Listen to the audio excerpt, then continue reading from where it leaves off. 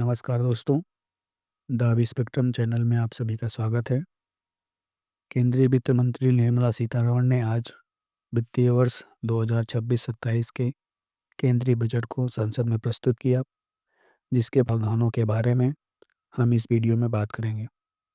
सबसे पहले बात करें बजट के आकार की, तो इस साल सरकार का कुल व्यय लगभग 53.5 लाख करोड़ रुपए रखा गया है, यानी भारत के इतिहास के सबसे बड़े बजट में से एक है, जो आगामी वित्त वर्ष की योजनाओं हेतु वित्तीय रूपरेखा प्रस्तुत करता है। और अगर बात करें जीडीपी और आर्थिक वृद्धि की, तो इस वर्ष भारत की जीडीपी ग्रोथ लगभग 7.4% रहने का अनुमान रखा गया है। इसके साथ ही भारत दुनिया की सबसे तेज बढ़ती अर्थव्यवस्थाओं में से एक बना हुआ है। और अगर बात करें राजकोषीय घाटे यानी फिस्कल डेफिसिट की, तो सरकार ने इसे जीडीपी का 4.3% तक सीमित रखने का लक्ष्य रखा है। यह दिखाता है कि विकास के साथ साथ सरकार का ध्यान वित्तीय अनुशासन पर भी है।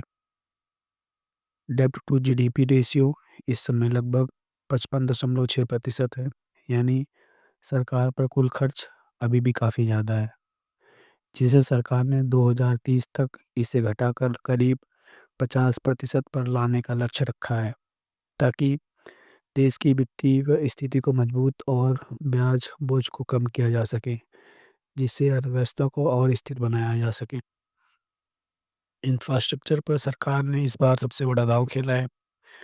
करीब 12.2 लाख करोड़ रुपए का रिकॉर्ड कैपिटल एक्सपेंडिचर तय किया गया है, जो सड़कों, रेल लाइनों, एयरपोर्ट, बंदरगाह और बड़ी विकास परियोजनाओं पर खर्च होगा।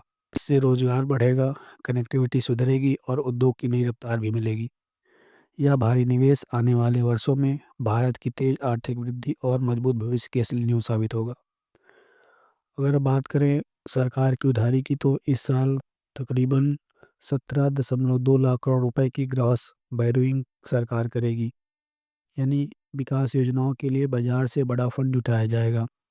वहीं नेट बैरोइंग लगभग 11.7 लाख करोड़ रुपए रहने का अनुमान है। यह उधारी इंफ्रास्ट्रक्चर, रोजगार और आर्थिक विकास की को सपोर्ट करेगी, ताकि देश की ग्रोथ तेज हो और लंबी अवधि में अर्थव्यवस्था को मजबूत बनाया जा सके। अब आते हैं सरकारी आय यानी रेवेन्यू पर, क्योंकि यहीं से पूरे बजट की ताकत तय होती है।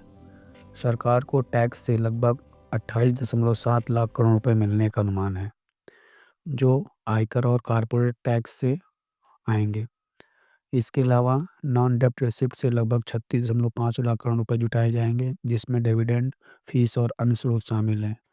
वहीं जीएसटी कलेक्शन भी 17.4 लाख करोड़ रुपए के आसपास रहने की उम्मीद है। मतलब साफ है, टैक्स और जीएसटी सरकार की कमाई का सबसे बड़ा आधार बनेंगे। बात करते हैं इनकम टैक्स स्लैब की, तो इस साल सरकार ने टैक्स दरों में कोई बहुत बड़ा बदलाव नहीं किया है, यानी आम टैक्स पेयर के लिए स्लैब पहले जैसे ही रहेंगे। लेकिन अच्छी खबर यह है कि नया आयकर कानून लागू किया जाएगा, जिससे नियम आसान और प्रक्रियाएं सरल और ज़्यादा पारदर्शी बन सकेगी। इससे टैक्स सिस्टम समझना और रिटर्न भरना दोनों पहले से कहीं ज़्यादा सुविधाजनक हो जाएगा।